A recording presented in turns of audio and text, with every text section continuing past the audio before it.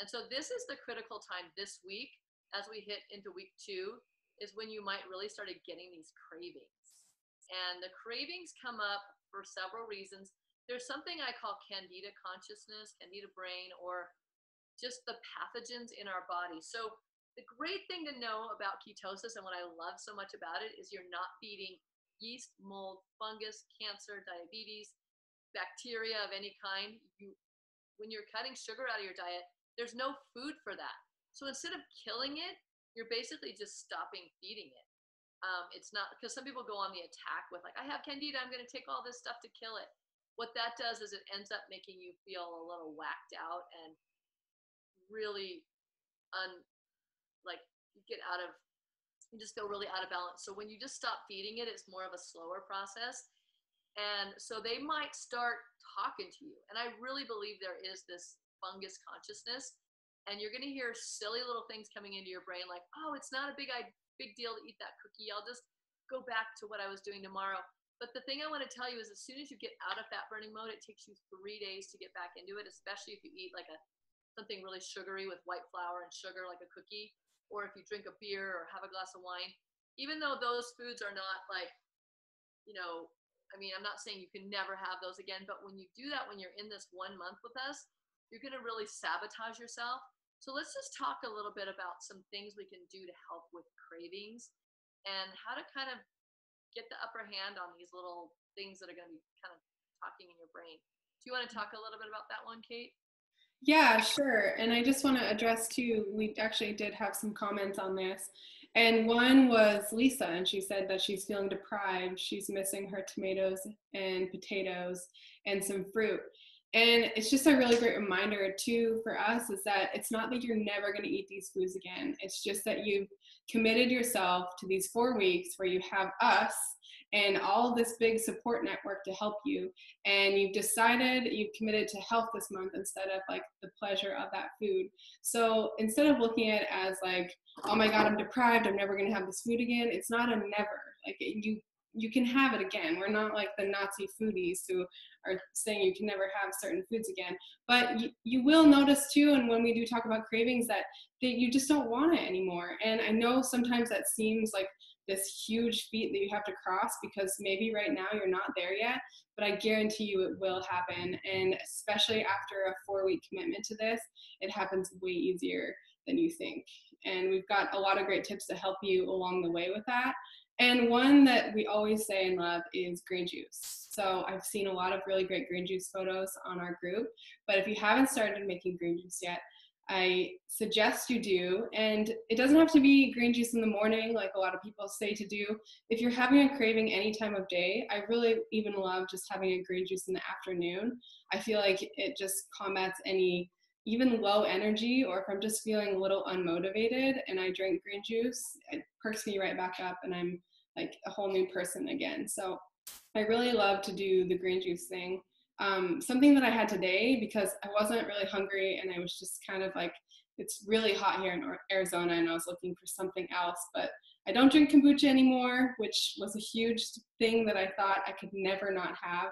That's actually been one of my cravings. And I just one day decided, hey, let's try this out. I don't need to have kombucha all the time.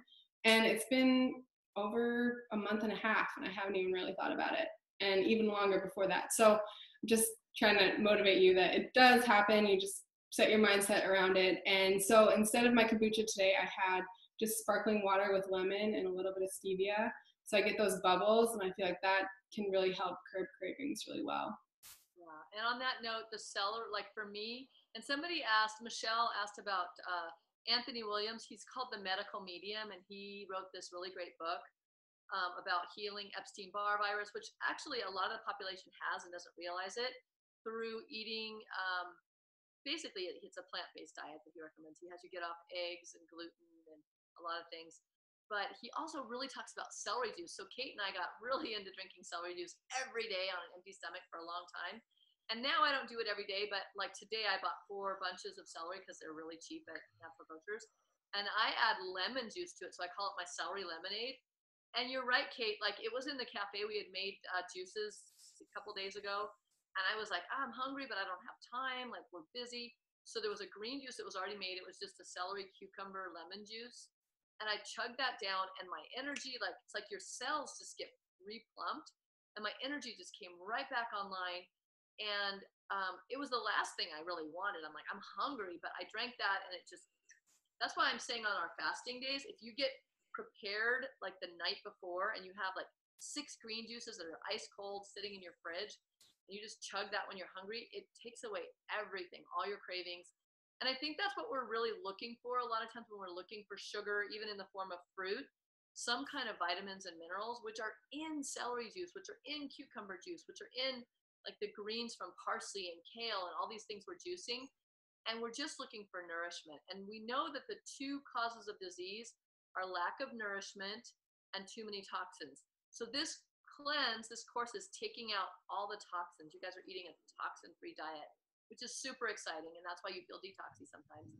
But to add those minerals in the form of a celery juice with lemon or a green juice, or even just if you don't have time to make juice, or you're at work, you're like, how am I gonna make juice at work? Take a bottle of the greener grasses green powder, or any, like you can buy the Trader Joe's green powder, stir that into water, and even though it doesn't taste delicious, if you drink that down, sure enough, 2 minutes later, you're like, oh, I'm done, satisfied, don't need anything. I mean, I've been testing this out for years, and it really works. And even I forget sometimes. I'm like, I'm so hungry. And then it's a good reminder, like you just said, Kate, just to remember to nourish with those greens. Right, definitely. And another one that I love to do is just like get up and move. If you're feeling like you are snacky and have a craving come on, do 10 push-ups, or Elena likes to do 10 sit-ups. And after that, if you have the craving, then think about it. Maybe you are hungry, but try to do some movement first. And once you get your adrenaline going and your heart rate up, your cravings or hunger pains, they usually just dissipate. Or go and do a quick walk around the block or something, or just get outside and put your feet on the earth. Sorry, there's a huge storm happening outside right now. Yeah, we have one happening too at the same time. Wow, that's crazy. So, or turn on the yoga video. Or do a yoga video, yes. Anything you want to say about yoga? Do you do it at home a lot, Kendall? Like, do you just kind of like break into yoga? Yeah, I do it at home, especially since I was able to clear off a designated space for myself to be able to do it. I'm finding that, making like an altar and making just somewhere cute and safe and nice makes me want to go there more. And so I find myself using it a lot more now that I'm not like wedged in between the coffee table and the couch. Exactly. I did that too, Kendall. I brought my yoga mat downstairs because it was rolled up in my car when I went to class, and then I had it upstairs. And so now it's in my living room, and I actually have to walk over it to walk to the kitchen. So I'm like, oh, wow. Lunges, I can stretch. And it really, because I've been wanting to get more stretching in my life. So it, like anything, if you put it in your path, you're much more likely to do it. Like I used to have my rebounder in my path from my desk to my kitchen. I'm like, or to the bathroom. Like if I have to go somewhere, I have to jump on the rebounder. Those are great little tricks. Yeah, that's awesome.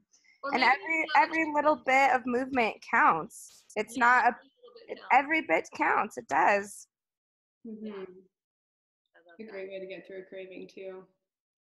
And then another one is dance. Tiffany and I love to dance. We go to dance every Tuesday together. And I find for me too that I have a playlist that's called dance music on Spotify. So if I'm in the house and I'm sitting at my computer too long, or I just need to move, I'll just put on even 1 or 2 songs, and I'm like, okay, you can't stop until these 2 songs are over. And you're usually out of breath by then. And then once you're out of breath, you're not really in the mode of eating because your body's in a different mode. It kind of turns off your hunger, your ghrelin. So that's a really good way also just to trick yourself into not snacking so much. Yeah, and to chime in on that, dancing as a form of exercise, and yoga to some degree too, it gets the physical going, but it also moves your energy in a way, because if you're feeling hungry or have those things that are stuck, like that movement gets them out and like gets your brain involved and gets your emotions involved and gets everything involved beyond just that physical sense of needing something. So, and it's great. And I do that too at home. I'm like, I'm just gonna put on 1 song, 2 songs, like, and it can change everything in 5 minutes. Change everything. And I was listening to a podcast last week on the language. It's called The Language of Dance, and they talk about all the different countries. And there's even like things you go to that's like ceremonial, where you dance for 2 hours with people, and you go through a complete transformation in your mindset. And it's almost like taking a medicine of some kind, or taking like some people do hallucinogenic plants, but you can do like a dance thing to get into that altered state. So just don't dismiss the power of dance. It's really powerful. And even if you don't feel like you're a dancer, just do it at home. And just do whatever you do. Bounce around. Put a YouTube video on. Someone else will show you how to do it. So yeah, I like that. And I like knowing that, hey, I'm just going to do one song, like one song that's usually like 2 to 3 minutes. Yeah, exactly. And, that seems like an easier feat. Just like saying, I can meditate if it's only 3 minutes, and then you work your way up from there, whatever it is. Elena, too, I really liked you have a women's group that you meet every week, but another way to get through a craving is to have 3 friends or something, or at least one good friend that that you could call, or just like, hey, I'm having this craving right now. I just need you to like walk me through it, or I just want to be able to express this. And I think that's another really great way is make sure you have a support system in place. And if it's not your family, then that's okay. And if it's us, then that's even better. Like, hey, post on Facebook with someone or something like that. I think you can go on our Facebook group, and there's probably a chance someone else is online. Like, hey, is anybody online right now? And just see if anybody's there, just that you guys can chat. Because chatting, like going into a chat room, is really great for that as well. Mm-hmm. And just finding people that you can relate to and that can relate to you and what you're going through. And with that said, we also want to make sure we're surrounding ourselves with the right people this month. And if you're going to be doing this and you really want to do it seriously, treat it like an addiction. Treat it like a carb addiction. Because for me, I am a carbaholic. If I start eating ice cream or bread or those things, which I've just kind of crossed off my list, I will go back into that mode of craving it. And anytime I do veer off, I notice the next day I wake up and I want to keep eating that food. So think of it as like, I'm an addict right now. I need to get away from people that are eating it, and I need to clean my kitchen and my house out. If you have a partner or kids or whatever, maybe ask them to keep it all in one cupboard or somewhere where you can't see it, or to help you keep you accountable, because usually other people are around and they can say, hey, you're on your program, you're not having that right now.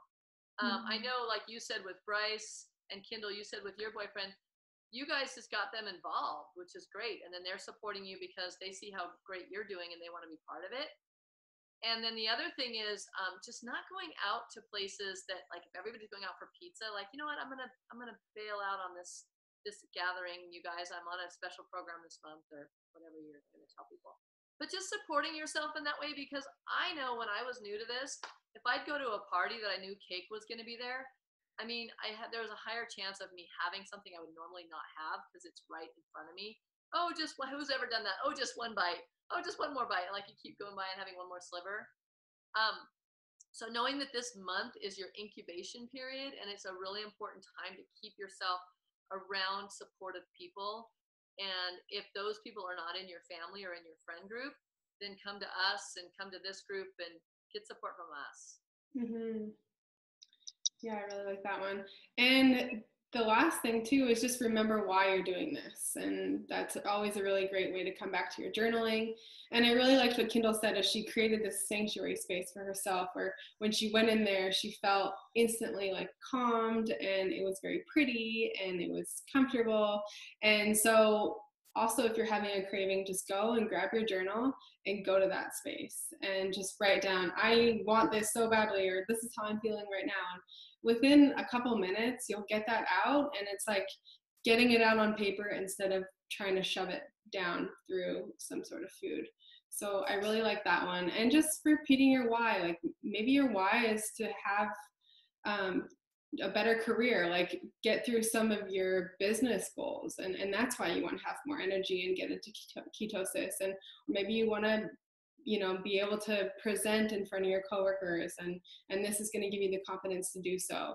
Or maybe you want to have a better relationship with your family, and one way to do that is to give your body the support it needs. So just coming back to your why, and using your journaling as a great way to get there. Yeah, I love all of that. And also just remembering, like, yeah, like you said, Kate, it might not be like, losing weight is always a benefit, but like more so for me, it just keeps me motivated when I'm in ketosis, when I'm eating well and my brain's working better and I just have more energy. And I do get in my funk still. And so then it's like naming the funk, like, okay, I'm in a funk today. Like, so Kate and I had a phone call this morning because it was Monday morning.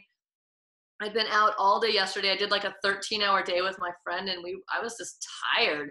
And I woke up, I'm like, just not as excited and motivated. But then just talking to Kate on the phone about it for, 20 minutes we talked, and just our back and forth, I hung up energized. I hung up excited. I didn't eat anything to get that. I didn't read anything. It was just like I had someone that I could talk to that just let your feelings out about something, or just honoring where you're at. And I think that's so important because we miss that a lot. And the whole world, especially like in America, I know, we're all about like, oh, just push that aside, just only think good thoughts, only, stay on, this track of what you're doing. But like if that part of us doesn't get acknowledged, that's when the emotional eating comes in. I know for me, that's when I've caught myself emotional eating, is when I'm like, what part of me have I not been acknowledging? What part of me is feeling like she's not being seen? And usually it comes down to that inner child, the little girl in you that's just like, I just want to dance, or I just want to be brave enough to speak my truth in front of this person that I'm afraid of, or whatever those things are. And then we just stuff the emotions. So the ways we can acknowledge them is like we do, talking to friends, journaling was so important, dancing it out, whatever it is for us, just naming it. Though I just feel like the words naming it. And like you mentioned, Kate, I have my weekly group, and that's really helped all of us with, we call it our Bliss Tribe. There's like 6 of us in it. And we get together every Wednesday morning at 8 a.m. We meet for coffee and we sit out on the lawn and we just chat about that chapters. And it's called, if you're interested in it, it's by a woman named Lori Harder. And it's just spelled harder, like the word harder. And it's called Bliss Tribe.